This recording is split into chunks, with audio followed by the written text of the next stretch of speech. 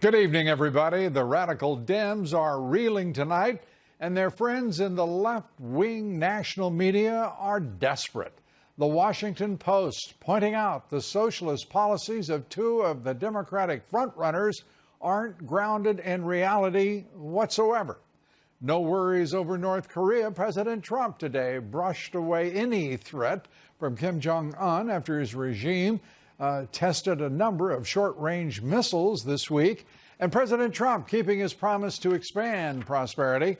Our economy is booming. The lives of American working people getting better every day. And in July, the economy added 164,000 new jobs. Unemployment holding at 3.7%, just off its half-century low. More Americans employed than ever before. 63% labor force participation rate, and wages gaining more than 3% over the past year.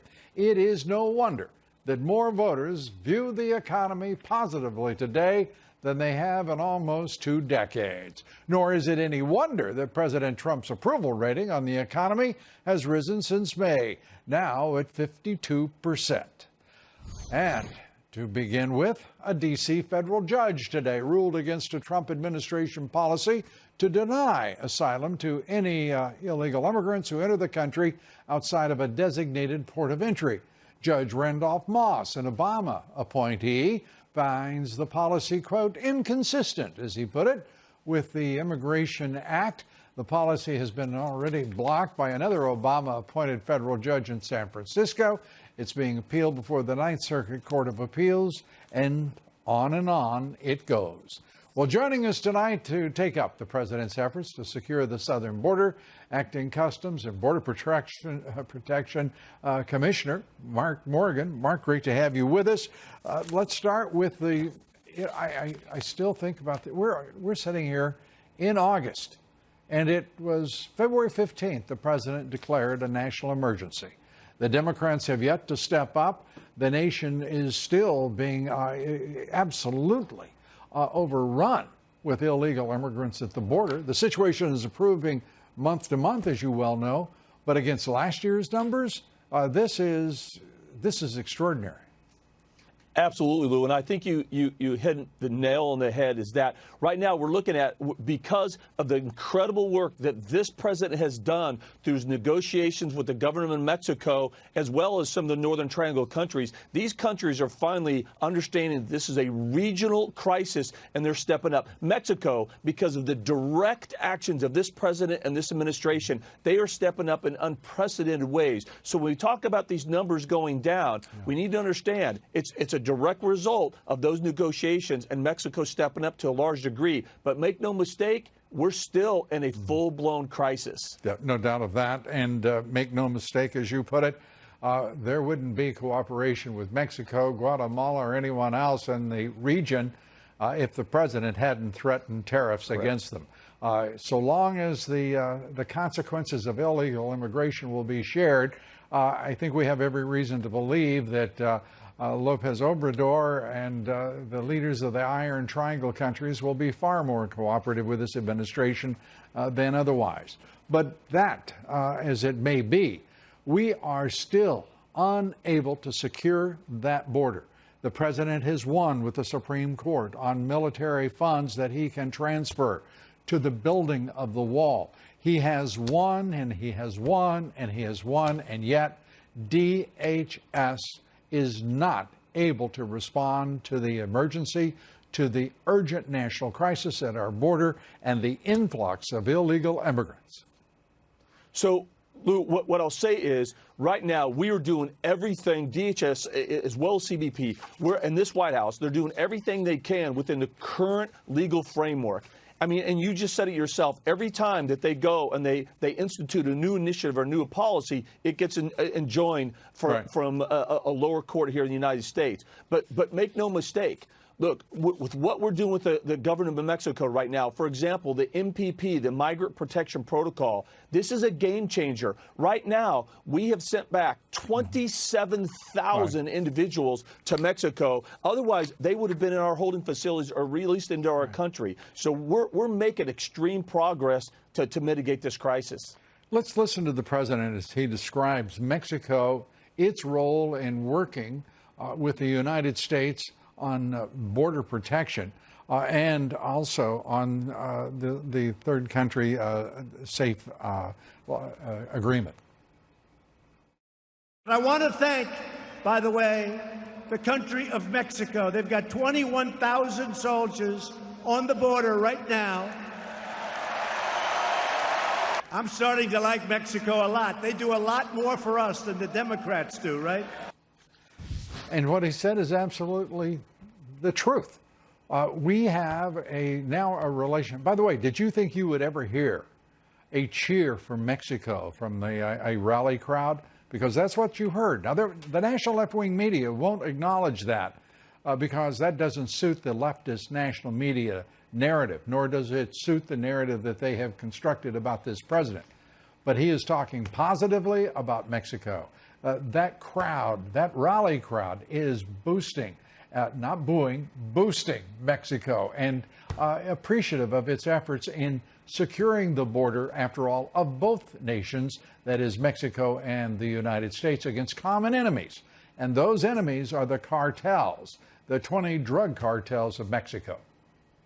Lou, that's absolutely correct. Everything you just said is spot on. Again, over 20,000 troops. Mexico has enforced their southern border. They're continuing to strengthen their interior enforcement operations and helping the U.S.-Mexico border. It's unprecedented what they're doing right now. So they do deserve kudos at this time. And in addition to what they're doing, we're working with us, we're sharing intelligence, and we are targeting the cartels stronger every single day, because you're right. That's the true enemy. They're a multi-billion-dollar industry. Every day they're exploiting these migrants, they're abusing them, taking their money, and this has to stop, and we need to work together. And again, look, the government of Mexico and the Northern Triangle countries are starting to step up. Meanwhile, our Congress, our own Congress, has failed again and again to do their job, to pass meaningful legislation which would fix this crisis. Two issues here. We know the Congress is not going to help, so to me it's a waste of breath to even talk about Congress stepping up because, frankly, they don't have the guts or the sense of integrity about assuring this nation's safety and that of Americans. As the president has said, they put the illegal immigrants far ahead of American citizens. But the issue is, with the resources you have, the resources of the federal government, a direct war on the cartels now is a way in which to stop illegal immigration. Combine that with interior enforcement, which is what we have been promised now for weeks and weeks and weeks, but we have not seen it materialize. This doesn't require Congress. It doesn't require any adjustment, doesn't require actually even any more funding. It is a question of where DHS will strike, where it will stand, and how it will deal with this emergency. Lou, I can tell you that we are doing just that. We're trying to continue to work from a whole government approach and work with the Mexican government to target the cartels. That's getting stronger every single day. Right. And with respect to ICE, Lou, unfortunately, it does require Congress to do some things. The ICE does need additional funding. They need additional funding for bed space. They need additional funding for personnel to continue to increase their interior enforcement operations. But, Lou, please make no mistake. ICE is doing interior enforcement operations every single day. They're removing criminals every single day from this country that are here illegally. You and I have talked about this issue. Tom Homan, who was a former director of ICE, we've all talked about this issue. And the reality is we need people being moved out of here by the tens of thousands. These are people who have had due process of law. They're under court removal orders, as you well know. This is a straightforward confrontation against law, due process, and whether or not this country will have the will to secure its borders and to enforce its laws. And we're not there yet, Mark, because we're still not seeing substantive, significant interior enforcement, are we? So again, there's some definite limitations here. We've been asking for a very long time the floor settlement agreement, which mandates that families get released into the interior United States. We know if we detain individuals, that system is faster and we're able to more readily send them back to their countries appropriately according to law. We know that once they're released into the interior United States, what the law says, that's what we have to do. It is exponentially that more difficult to go in and try to find them. And then we all know they also get an additional layer of protection from sanctuary cities. How many people would you estimate then, Mark? How many people would you estimate?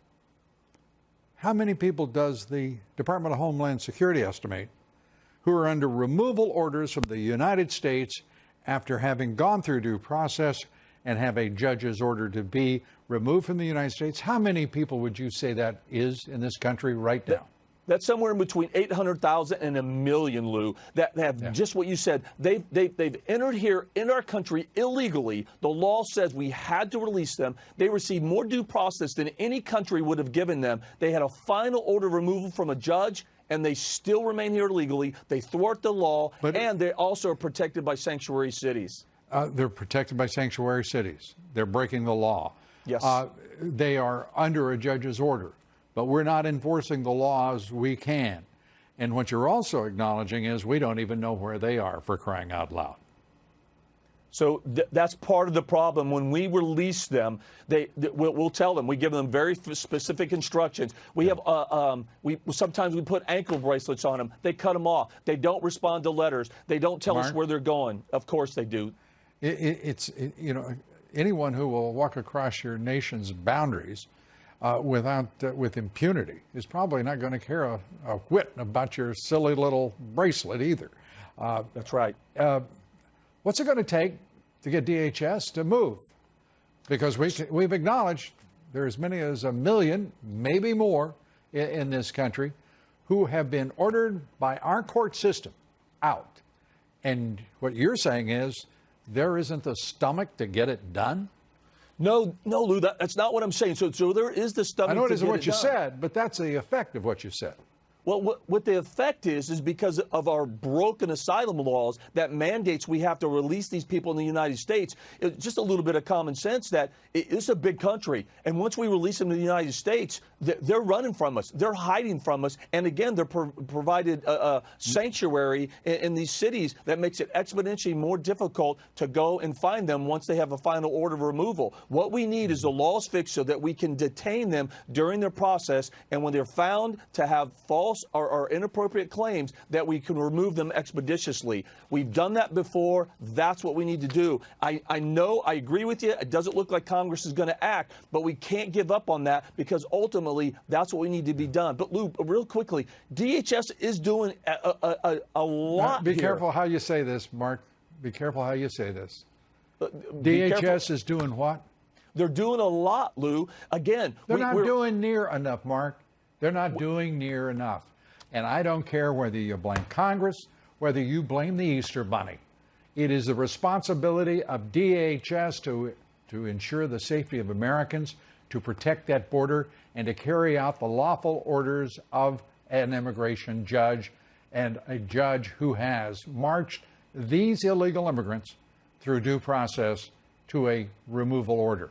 Am I wrong? No, that's right. What should be done, but again, Lou, you're kind of blaming the men and women of DHS. No, sir. Let me be very clear.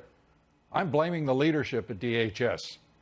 Absolutely blaming the leadership of DHS, and I think that the leadership of DHS owes every American an apology, and they owe this president an apology, and that's where we're going to have to leave it tonight, Mark.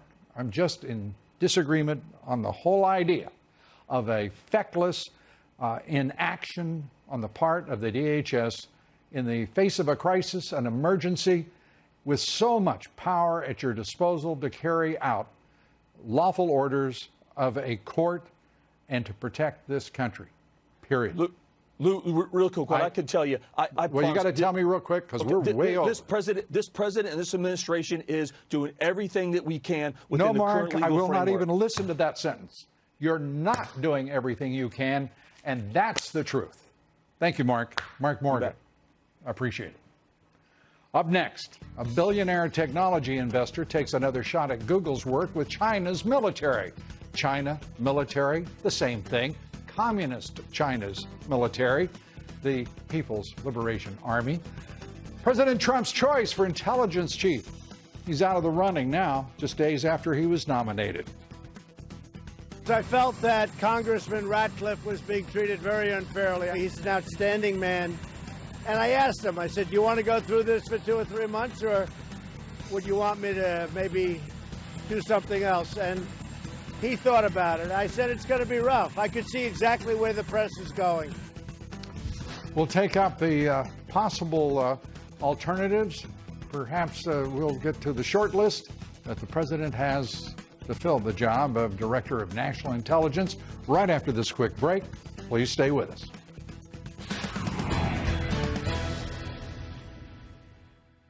President Trump today brushing aside North Korea's third missile launch over the past 8 days. The president tweeted this, quote, "These missile tests are not a violation of our signed Singapore agreement, nor was there a discussion of short-range missiles when we shook hands.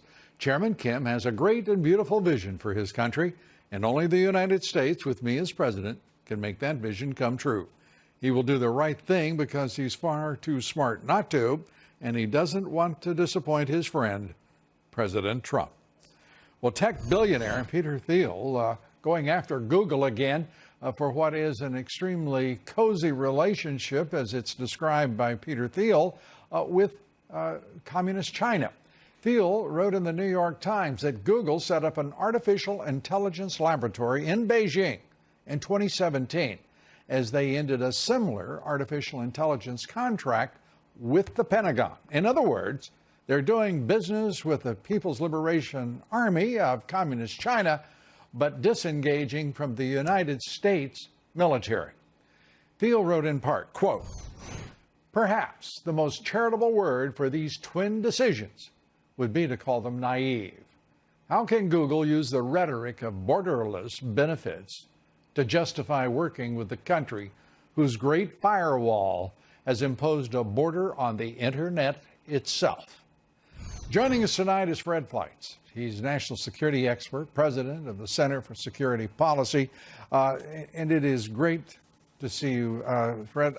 Let's start with first, straight out, is Google betraying the United States and embracing Communist China? I'm afraid there's no question of that. On one hand, Google is refusing to do business with the Pentagon because of its left-wing politics, yet it is engaged in research in China that it says will never be shared with the Chinese military. But look, Chinese nationals are involved, and we know Chinese intelligence and the Chinese military get everything that's being developed in China by Chinese nationals in Google Labs. And what should the Trump administration be doing about this? He's not jawboning Google. He's not using the bully pulpit here. And thank God his friend Peter Thiel is. Look, we have to have new regulations defining this type of technology transfer as a threat to national security. There have to be consequences. Wait a minute. We got to have what? New regulations. We need a regulation to secure the nation against a threat from Communist China? Well, I think there should be regulations or laws that bars Google from sharing this technology with China. Yes, I do. And barring that kind, well, let's just say in the absence of that regulation, there isn't a host of things we could do to make certain? Shouldn't every resource be applied right now? Why should we have to go through a legislative process when you know full well the Democrats and in Silicon Valley are, well, extraordinarily close? Well, I mean, the regulations don't have to be approved by Congress. Right.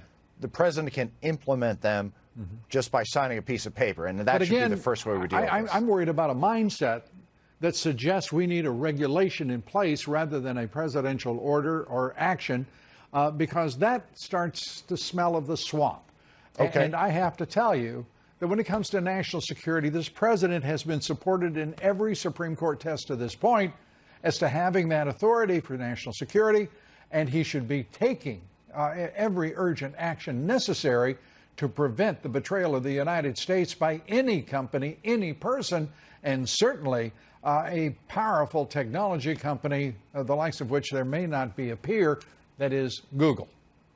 Well, maybe the president can sign a presidential order next week. How about give an order? Matter. How about give an order? Does anybody in the government take orders without seeing it in print?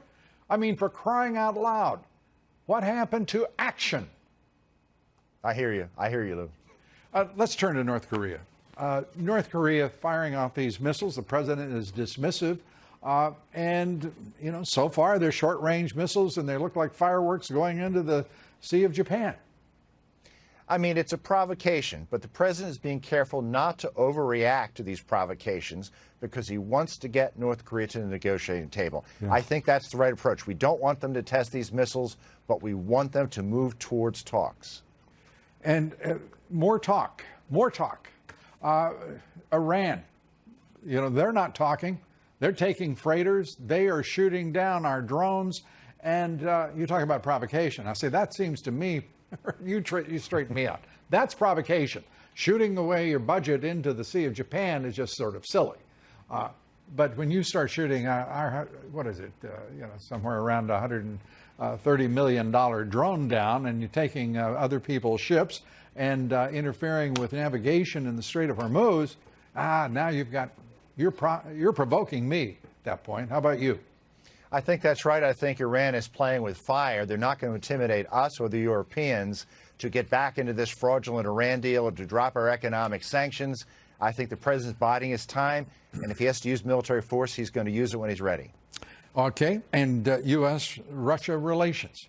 Where do we stand? The president makes it clear he'd like to see a rationalized relationship, an improved relationship. He also is making it clear he wants to get our troops out of Afghanistan, out of Syria, out of, it looks like, more than just a few places. And I say, good for him. What do you say? Look, the president has always been right. We have to have a working relationship with Russia. And on Afghanistan, our troops have to come out sometime. We're making some progress in these talks with the Taliban. The president said the troops are not coming out without an agreement.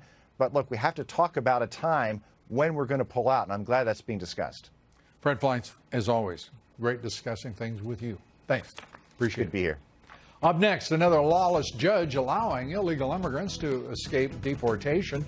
Also, the dangerous close call on a highway for the pilot of a small plane and, more than a few motorists who are about to join him on a makeshift runway. We'll have that and much more right after this quick break.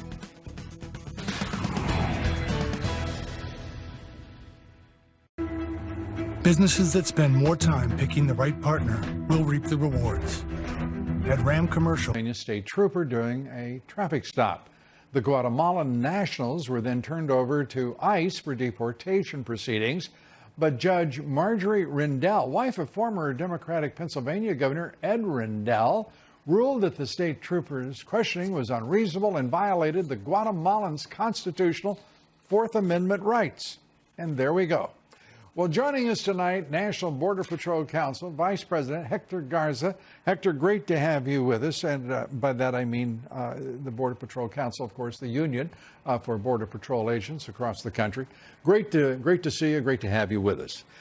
Thank you, sir. Your reaction to that ruling by Judge Rendell?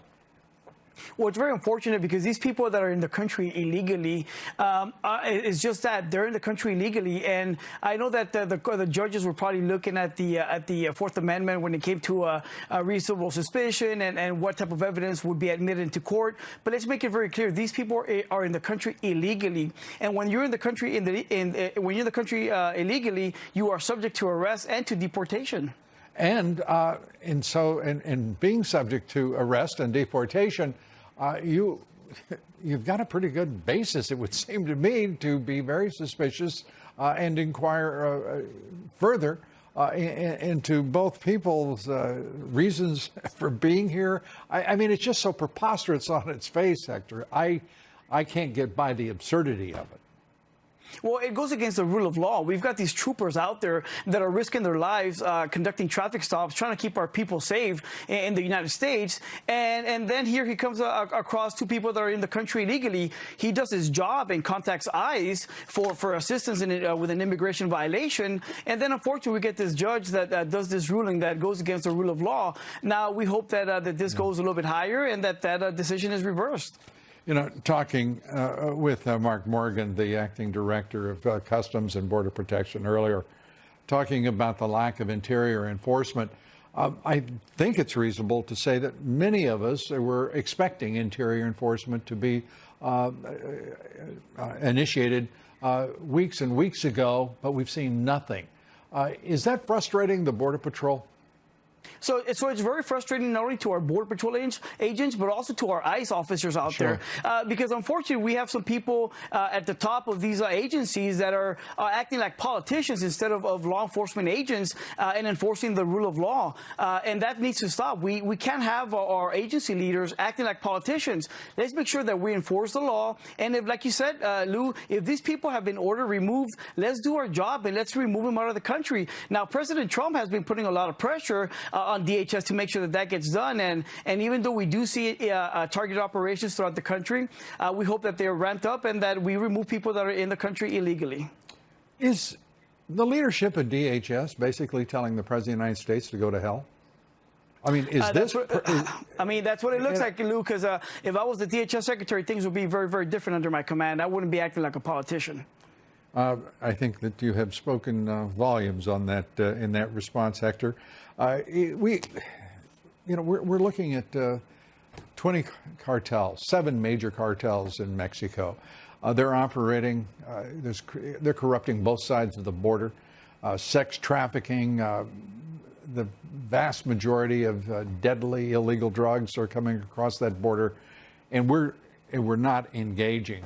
And we don't need Congress to do that. We have laws. We have all of the agencies, the intelligence agencies, to put into that fight against those cartels to stop illegal immigration, to stop drug smuggling, to stop sex trafficking, and to secure that border. Why in the world would we not? Well, Lou, drug cartels are running the show, and they're the ones responsible for all the suffering that we're seeing in the United States, and some of the suffering that we see on the border. We get these children that are being trafficked. They're turned into sex slavery. They're sexually assaulted, and that's a big problem. And I think the solution, Lou, is that we have to go after cartels. We have to go after the corrupt politicians in Mexico that are allowing cartels to operate on the border, so that way we can fix this problem. But if we don't go after the cartels, it's just going to continue. And now this crisis, by Congress not doing anything about it, the cartels are just getting stronger. They're getting stronger. People are being affected in their communities. So as an example, this morning in Laredo, Texas, Lou, we had a pursuit where illegal aliens died. They were riding in the back of a truck. The truck flipped over, and essentially a person died that was being smuggled into the country. And unfortunately, the brain matter was spread all over the highway. And that's the type of violence and the criminal activity and organized crime that is created by not having a secured border. Hector, thanks so much. I hate to cut it short, but we're running up again. The Pentagon putting a hold on a $10 billion contract for Amazon after President Trump raised concerns about how that contract had been structured and leaded. Defense Secretary Mark Esper is now reviewing the bidding process that led to Amazon's selection in the bidding. And is looking to see whether, in fact, it had some conflict, whether it was rigged. The contract is for a new cloud computing system at the Pentagon for vital data like personnel statistics, intelligence, and other critical data. That investigation now underway. Republican lawmakers want the FBI to treat Antifa for what they are, domestic terrorists. Incidents like what happened in Portland, Oregon last month has Congressman Jim Banks of Indiana now calling for FBI Director Christopher Wray to take action. He writes in part, quote, "As a veteran of the war in Afghanistan, I'm intimately familiar with the tactics of terrorist groups and how they employ fear and violence to silence their political enemies. To my great surprise, we are witnessing similar style tactics right here in our country." Joining us tonight, the man who wrote that letter, Congressman Jim Banks of Indiana, a member of the House Armed Services Committee. And Congressman, it's good to have you with us. What is your instinct? Are we going to see Antifa designated a terrorist organization? I hope so, Lou. If they look like terrorists, dress like terrorists, use the same tactics that terrorists use, then we should treat them like terrorists. I'm calling on the FBI to do something that is very simple, that's actually unbelievable that they haven't done already, and that's to add Antifa to the domestic extremist ideology list and to create a new subsection for anti-First Amendment extremism, which would include Antifa as well. This is simple. It's unbelievable they haven't done that already, but this would draw more scrutiny and attention to who Antifa is and allow the FBI to further investigate and root them out of society altogether. Now, when you said First Amendment, you're not talking about their rights to expression. Not at all. In fact, it's the opposite, Lou. What Antifa does is they stifle freedom of speech. They stifle the freedom of the press. They beat That's the what we hell saw out in of people Portland with trying to Andy speak, No. right? That's right. Andy No was on Capitol Hill last week. I visited with him. I've been in touch with him since. He's a case in point of what Antifa is capable of. We need to treat Antifa like what they are, which is a domestic terrorist ideology group. And so far, the FBI has failed to do that, but I'm calling on them to create a simple subsection of a list on their website that would include Antifa and address them as such. Well, can't the President of the United States, first let's take what President Trump has tweeted on this. He tweeted this: consideration is being given to declaring Antifa the gutless radical left whack jobs who go around hitting only non-fighters, people over the heads with baseball bats. A major organization of terror, along with MS-13 and others, would make it easier for police to do their job. Can the president order the Justice Department to simply do this? Well, he certainly can. I'm sure that he's waiting for his FBI leadership to simply do this on their own. That's what I'm calling on them to do with my letter. Hopefully, we will get their attention. We sent the letter yesterday. The president has rightly if you get their attention, identified this threat. I promise you, you will be the first to have ever done so. I have seen more letters written in the past 3 years with this president in office that were ignored by a group of absolutely, as we now know, politically corrupt leaders in the Justice Department and the FBI. And I see, frankly, not much daylight between Christopher Wray, James Comey, Robert Mueller, and the entire bunch of bureaucrats, to be kind, who have led the FBI. That's what I'm trying to do, Lou, is call attention to this. I believe that we will get their attention.